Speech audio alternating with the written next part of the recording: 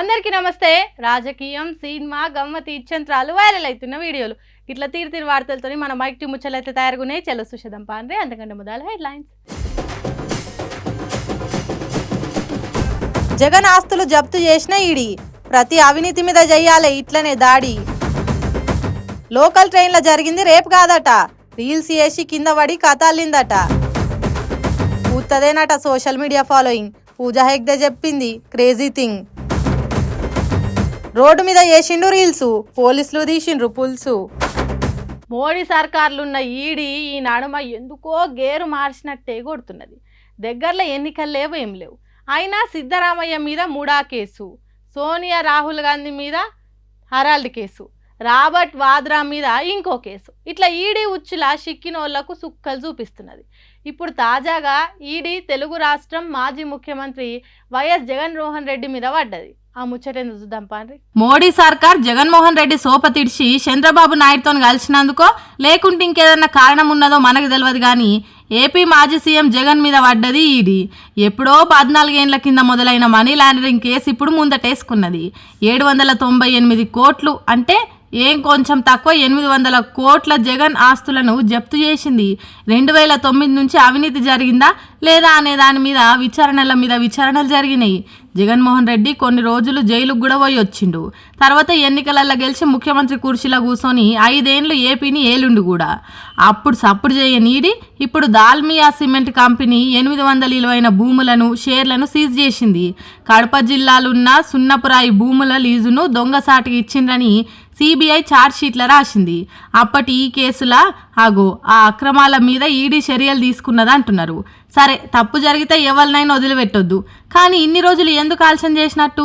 జగన్ అధికారంలో ఉన్నప్పుడు ఎందుకు ఈ పని చేయనట్టు?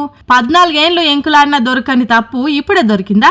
లేకుంటే జగన్మోహన్ రెడ్డితోని బీజేపీ పార్టీలకు తెగింపులైనాయా? లేకుంటే చంద్రబాబును కాదని వచ్చి ఎన్నికలల్లో పవన్ కళ్యాణ్ తోటి కలిసి ఏపీలో పోటీ చేయాలనని, దానికి జగన్మోహన్ రెడ్డిని పల్సన చేయాలని కాబట్టి ఇట్లా చేసిండ్రా? ఎందుకు ఇన్ని రోజులు కనబడని జగన్ తప్పులు ఇప్పుడే ఎందుకు కనిపిస్తున్నాయి ఈడీకి అని అడుగుతున్నారట జగన్మోహన్ రెడ్డి అభిమానులు. మరి ఏడుదాకా సెల్లుతుందో ఈ కేసు ముచ్చట. ఈ నడుమ హైదరాబాద్ పట్టణంలో ఓ ఆడవిల్ల రైళ్ల ప్రయాణం చేస్తుంటే ఎవడో దొంగ బడివేగాడు ఆగం చేసిండు, చిడాయించిండు అనే వార్త వచ్చింది కదా. పోలీసులు వాడెవడో కనిపెట్టడానికి కొంతమంది చిల్లరగాళ్ళ ఫోటోలు ఆ బుజ్జికి చూయించితే దాంట్లో వాడిని గుర్తుపట్టింది. తర్వాత పోలీసులు లోతుగా కేసును దవ్వితే అట్లా చేసింది వాడు కాదు అనేది తేలిందట. మరి ఆ ఆడవిల్ల నాగం చేసింది ఎవరు? ఏడున్నాడు వాడు? పోలీసుల కళ్ళు కప్పి ఎన్ని రోజులు తప్పించుకుంటాడు ఆడు? వాడిని ఎట్లా దోలాడాలి, వాడిని ఎట్లా పట్టుకోవాలని పోలీసులు అనుకుంటారట. మీరు అనుకున్నట్టే నేను కూడా అనుకున్నా, దాని గురించి నేను ఆలోచిస్తున్నా. అసలు దెంగెవలో పోలీసులు కనిపెట్టిండ్రట. మరి వాడెవడు, ఎందుకు ఆడవిల్ల బతుకుని ఆగం చేసిండ్రు అనేది చూద్దాం పాండ్రి. చిడాయించినోడు లేడు, షీపిరి కట్టలేదు, అంత కట్టుకథనేనట. ఆ పిల్ల చేసిన తప్పును కప్పిపెట్టే కథను రాజమౌళి సినిమా కంటే రసవత్తరంగా అల్లిందట. తెలంగాణ పోలీస్ చెవులల్లనే కాదు, మొత్తం పబ్లిక్ చెవులల్లో పువ్వు పెట్టే స్టోరీ చెప్పింది ఆ బుజ్జేనట. ఎంఎంటీసీ రైళ్ల ఏతులు చేసుకుంటా సెల్ ఫోన్ తీసి రీల్ కోసం వీడియో తీస్తుంటే కాలు జారి కింద పడ్డదట. ఆ ముచ్చట ఇంటికాడ చెప్తే ఈడిచి 4 వేస్తారు కదా. అది తప్పించుకునే తానికే నన్ను బట్టవేసగాడు షిడాయించి ఆగం చేసిండని ముద్దుగా కథల్లి చెప్పిందట. ఇంకేమున్నది, పోలీసుల ఉరుకులాటలు, సర్కార్ పరేషాన్లు, టీవీలలో బ్రేకింగ్ వార్తలు, ప్రతిపక్షాలు, మహిళా సంఘాలు, మానవ హక్కులోలు, ఇట్లా తెలంగాణ రాష్ట్రం మొత్తం ఆగమాగం చందన. ఆఖరికి అసెంబ్లీలో కూడా ప్రతిపక్ష పార్టీలు సర్కార్ను నిలదీసినాయి. ఓ ఆడవిల్లను ఆగం చేస్తే వాడిని పట్టుకోనికి ఇన్ని రోజులా అని ప్రశ్నించినాయి. పోలీసులు 250 సీసీటీవీ వీడియోలు చూసినా, ఎంత ఎంక్వైరీ చేసినా వాడిని జాడ దొరకలేదు. వాడు ఉంటే కదా దొరికేతానికి. అట్లా యాస్టకొచ్చి పోలీసులు కొంతమంది అవారగాళ్ళ ఫోటోలు తీసుకొచ్చి దీంట్లో ఎవడన్నా ఉంటే గుర్తుపట్టు అని ఫోటోలు ముందు పెట్టిండ్రట. ఇదే మంచి ఛాన్స్ అనుకొని పాపం ఒక పిల్లగాంది ఫోటో చూపెట్టే వరకు వాడిని దొరకబట్టిండ్రట. దానికి అసెంబ్లీలో రేవంత్ రెడ్డి నిందితుని 24 గంటలలో పట్టుకున్నాం అని గర్వంగా చెప్పుకున్నాడు. పాపం ఆ పిల్లగాన్ని పోలీసులు నిజం చెప్పు అని ఎట్లా ఇంటరాగేషన్ చేసిండ్రో, ఎంత ఏడ్చిండో. ఆయన కూడా అసలు నిజం బయటికి రాకపోవడంతోని పోలీసులకు అప్పుడు అనుమానం వచ్చిందట. ఈ అమ్మాయి చెప్తున్న దానికి సీసీ కెమెరాలలో రికార్డ్ అయిన దానికి పొంతన లేదందుకు అని ఇంకింత లోతు విచారణ చేసిండ్రట. ఇంకేమున్నది, అస్సలు ముచ్చట బయటపడ్డది. తన ఇన్స్టాగ్రామ్ వీడియో తీస్తుంటే కింద పడ్డ వీడియో కూడా తన సెల్లులున్నదట. అట్లా అస్సలు ముచ్చట బయటపడ్డది. లేకపోతే ఆ బుజ్జి వెంకటేష్ సినిమా దృశ్యం 1, 2, 3 చూపించేది కావచ్చు అంటుర్రు ఆ బుజ్జి ముచ్చటెరికైన పబ్లిక్. ఇప్పుడు ఏమైనా ఒక్క రోజులలో ఫేమస్ కావాలి, సెలబ్రిటీ కావాలి, నేను ఏడికి పోయినా గుర్తుపట్టాలి అని ఆరాట పడుతుంటారు. సోషల్ మీడియా ఫాలోవర్స్ని పెంచుకునే ఉపాయాలు వేస్తుంటారు. కొందరైతే ఫాలోవర్ల కోసం పైసలు ఇచ్చి మరీ పెంచుకుంటారు. ఇక సినిమా హీరోలు హీరోయిన్లకైతే ఏ కష్టం లేకుండానే ఫాలోవర్లు లక్షల కొద్ది ఉంటారు. అట్లా వాళ్ళ క్రేజ్ రోజు రోజుకు పెరిగిపోతుంటుంది. అయితే అది నిజం కాదట. ఫాలోవర్స్ తోని ఒరిగేది ఏం లేదట. వాపును చూసి బల్బ్ అనుకోవద్దు. సోషల్ మీడియాలున్న ఫాలోవర్లను బట్టి మనిషికి క్రేజు పతార ఉంటుంది అనుకోవద్దు అంటున్నది బుట్టబొమ్మ. అదేనులా సినిమా హీరోయిన్ పూజా హెగ్డే. అసలు సోషల్ మీడియా అనేది లెక్కలకు తీసుకునేదే కాదు, అది వేరు, మనిషికుండే విలువ వేరు. సోషల్ మీడియా ఫాలోవర్లకు సినిమాలు తీసే మాకుండే క్రేజుకు సంబంధమే లేదు అంటున్నది. ఇన్స్టాగ్రాము, ట్విట్టరు, ఫేస్బుక్లో ఫాలోవర్లు 10 లక్షల 20 లక్షల మంది ఉంటారు.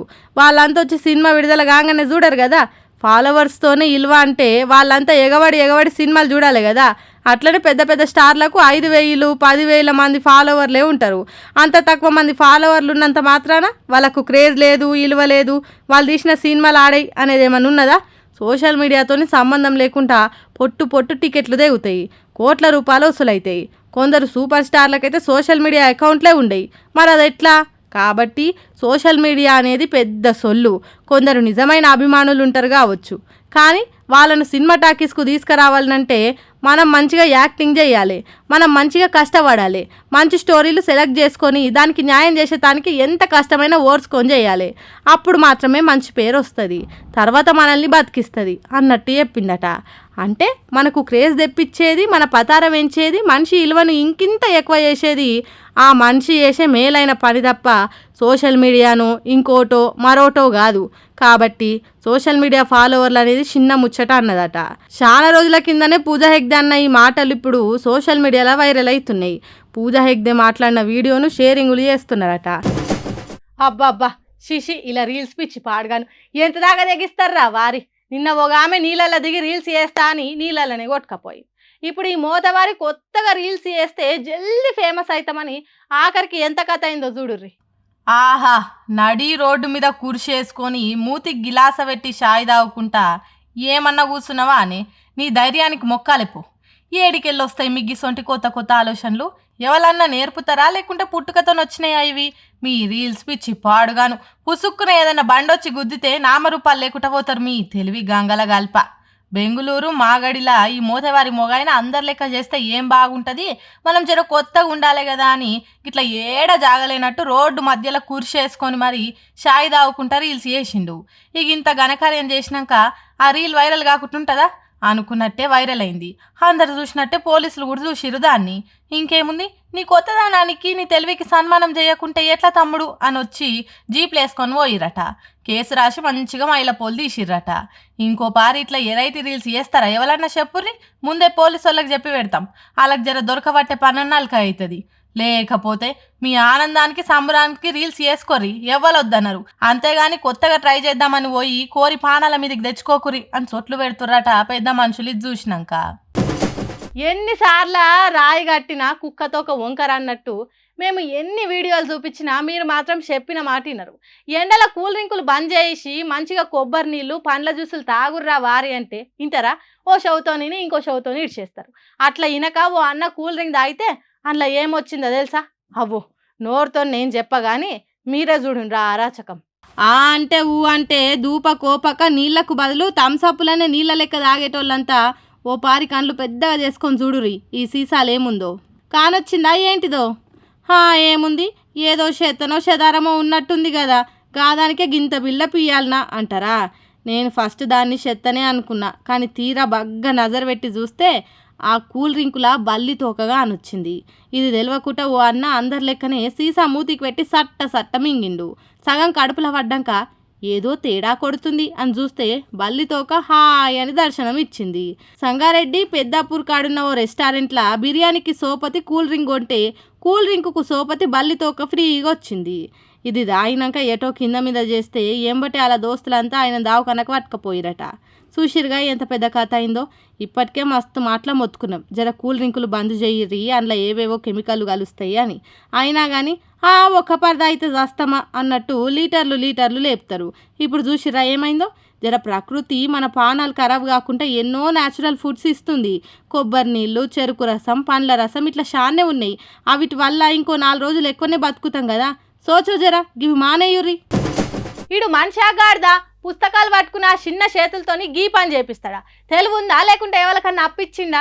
ఇంత ఎర్రటెండలా పిల్లలతో గీ పని చేపిస్తే ఉంటారాలు? ఓ ఏంది ఎవరి మీద గింత గరంగా నోరు వారేసుకుంటున్నావు అంటారా? మీరు చూసినాక ఏమంటారో నేను కూడా ఇంట పాండ్రి చూపిస్తా. అయ్యో ఏందిరా ఇది, చదువుకోను బడికి తోలితే వాళ్ళతో గీ పని చేపిస్తారు. ఆ డ్రైవర్కు జీతం ఇచ్చి దండగానే పిల్లగాళ్ళతో బస్సు నొప్పిస్తాడా? వాళ్ళ ఎంత చేతులు, ఇంత ఎర్రటెండలా మనకే జరసేపు నిలబడితే వశం అయితలేదు. అసోంటిది పిల్లలతోని గంత పెద్ద బస్సు నొప్పిస్తే వాళ్ళ పానం ఏం కావాలి? ఎండకేదన్నా అయి కింద మీద చేస్తే ఎవరది బాధ్యత? ఏంది చిన్న ఏమైంది అసలు జర చెప్పురా నాని. చెప్పండి. బస్సు దోశారా? ఆగనట విజయనగరం జిల్లా రాజంల వరలక్ష్మి సెంటెన్స్ స్కూల్ బస్సు నడి రోడ్డు మీద ఆగిపోయేసరికి పాపం డ్రైవర్ అన్న చుట్టూత మనుషులు కనబడనట్టు ఇక భూమి మీద మెకానికే లేనట్టు పిల్లగాళ్ళతోని ఎర్రటెండల బస్సు నూకుమందోలిండట. ఎంత తెలివిమంతుడో కదా. మరి బస్సు మార్చలేదా అప్పటి నుంచి?